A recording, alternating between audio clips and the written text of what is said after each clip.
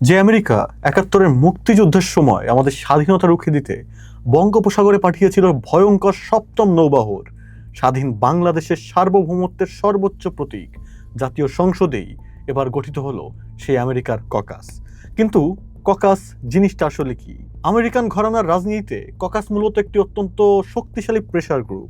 আমেরিকার পক্ষে কোনো দেশের একক আইন প্রণেতার বড় কোনো নীতি বদলানো সম্ভব হয় না বলে সমমনা আইন প্রণেতারা মিলে এ ধরনের জোট গড়েন।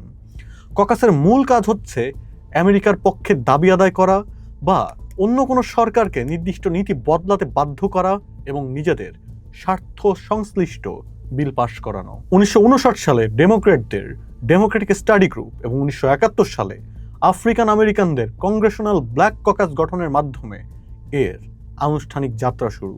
বিস্ময়কর বিষয় হলো, দুনিয়ার বুকে এতদিন মাত্র 4টি দেশে আমেরিকান ককাস দৃশ্যমান ছিল। সেগুলো হলো ইসরায়েল, তাইওয়ান, ইন্দোনেশিয়া ও হাঙ্গেরি। এখন পঞ্চম দেশ হিসেবে আনুষ্ঠানিকভাবে এই সংক্ষিপ্ত তালিকায় ঢুকলো আমাদের বাংলাদেশ। আমেরিকার সবচেয়ে কাছের বন্ধু হিসেবে যেসব দেশ পরিচিত, যেমন ধরুন অস্ট্রেলিয়া, কানাডা, যুক্তরাজ্য, এমনকি আমাদের প্রতিবেশী ভারত কিংবা পাকিস্তানেও ককাসের কোনো নজির নেই।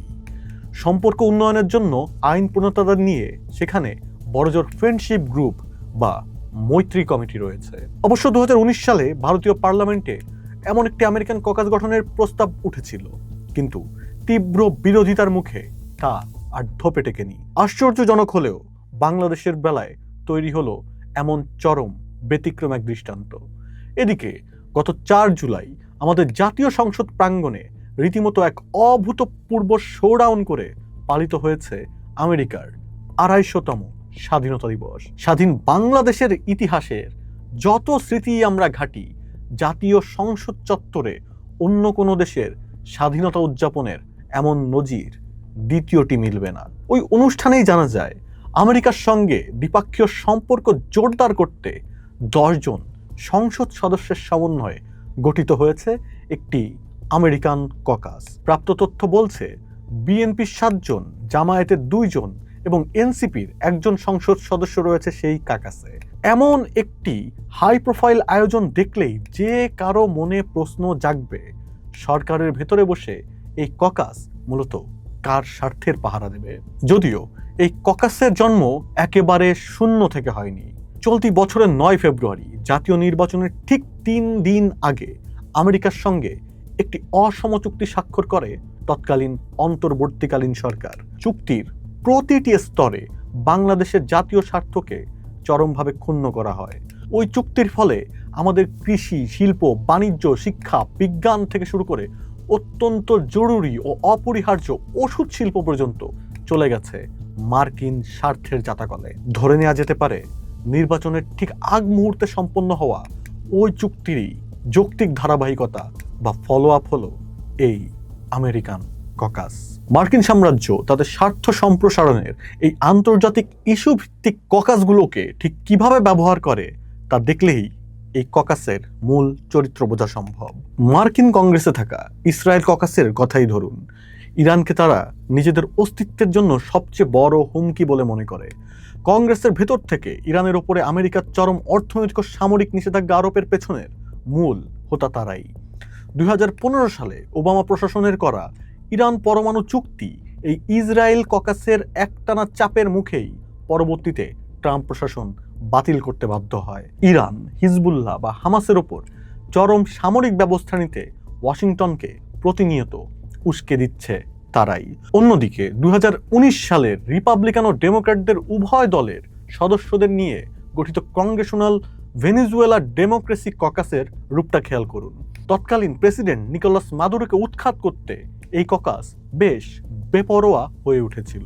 তাদের চাপেই মার্কিন প্রশাসন ভেনেজুয়েলার বিরোধী দলীয় নেতা হুয়ান গুয়াইদোকে কাছে টেনে নেয়। ভেনেজুয়েলার তেল খাত ও ব্যাংক ব্যবস্থার উপর মারাত্মক সব মার্কিন নিষেধাজ্ঞা ওই ককাসের দ্বারা প্রণীত আইনেরই সরাসরি ফল।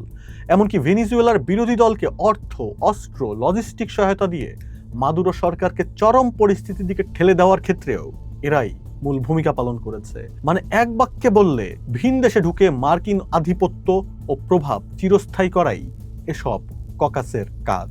এখন প্রশ্ন হলো, মার্কিন লবিং গোষ্ঠীর এমন চরিত্র জানার পরেও বাংলাদেশ কেন এই পথে পা বাড়ালো? স্বাধীন রাষ্ট্র হিসেবে আত্মপ্রকাশের পর থেকেই ন্যাম বা জোট নিরপেক্ষ সম্মেলনের মূলনীতি ধারণ করে বাংলাদেশ সাম্রাজ্যবাদী বিশ্ব ব্যবস্থায় সবসময় নিরপেক্ষ থাকার প্রথা পালন করে আসছিল। নিষিদ্ধ আওয়ামী লীগ হোক, জাতীয় পার্টি হোক বা বিএনপি, ক্ষমতায় যে সরকারই আসুক না কেন, বাংলাদেশের ঐতিহাসিক অবস্থান ছিল সুপার পাওয়ারদের সাথে অতিরিক্ত প্রতিরক্ষামূলক বা অসম কোনো চুক্তির ছায়া না মারানো। কিন্তু 9 ফেব্রুয়ারির বাণিজ্য চুক্তির মধ্য দিয়ে বিগত 50 বছরের সেই ভারসাম্যপূর্ণ প্রথার নির্মম মৃত্যু ঘটেছে। সামরিক, বেসামরিক সব গুরুত্বপূর্ণ অবকাঠামোতে এখন থেকে আমেরিকার হিস্সা যুক্ত হবে, যার মাধ্যমে বাংলাদেশ যেন সেই 60-এর দশকের পাকিস্তানি সিয়াটো কিংবা সেন্টো সামরিক ও ভূ রাজনৈতিক ব্লকের ভেতরেই পরোক্ষভাবে ঢুকে পড়ল। অথচ 71-এ ঠিক এই পরাশক্তির খবরদারি ও পরাধীনতার শৃঙ্খল ভাঙতেই বাংলাদেশ রক্তক্ষয়ী লড়াইয়ে নেমেছিল।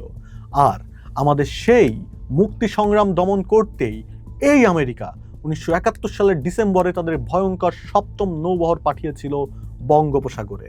মিত্র সোভিয়েত ইউনিয়ন পাল্টা জবাব হিসেবে বঙ্গোপসাগর অভিমুখে রণতরী না পাঠালে তারা হয়তো আক্রমণটা করেই বসত। মিত্র সোভিয়েত ইউনিয়ন বঙ্গোপসাগর অভিমুখে রণতরী পাঠিয়ে শক্ত জবাব দেওয়ার পরই বাধ্য হয়ে আমেরিকা নৌবহর গুটিয়ে নেয়। জাতীয় সংসদের বুকে মার্কিন স্বাধীনতা উদযাপনের প্রকাশ্য শোডাউনের পর পরিস্থিতি এখন দিবালোকের মতো স্পষ্ট। বাংলাদেশ আর কোনোভাবেই তার সেই পুরনো নিরপেক্ষ অবস্থানে নেই। দেশটি পুরোপুরি আমেরিকার আধিপত্য বলয়ে ঢুকে গেছে। এটি চোখ বন্ধ করেই বলা যায় যে চীনের সাথে সম্পর্ক জোরদার করতে বাংলাদেশের কোনো সংসদ সদস্যকে কখনো চীন ককাস বা রাশিয়ার জন্য রাশিয়া ককাস গড়ার ন্যূনতম আগ্রহী হতেও দেখা যাবে না। বিভক্ত বিশ্ব ব্যবস্থায় কোনো একদিকে মাত্রাতিরিক্ত হেলে পড়া কোনো স্বাধীন রাষ্ট্রের আন্তর্জাতিক সম্পর্কের জন্য মোটেও নিরাপদ নয়। বর্তমান দুনিয়া আজ আর কেবল মার্কিন মেরুতেই আবদ্ধ নেই। পরাশক্তির ভর কেন্দ্র ক্রমশ পশ্চিম থেকে প্রাচ্যের দিকে হেলে পড়ছে। ঠিক তখনই আমেরিকার প্রতি এমন শর্তহীন নির্ভরশীলতা কৌশলগত আত্মঘাতী ঝুঁকি ছাড়া আর কিছুই নয়। সময়ের অন্য পার্ট দেখুন, থাকুন ঢাকা পেপারসের সাথে।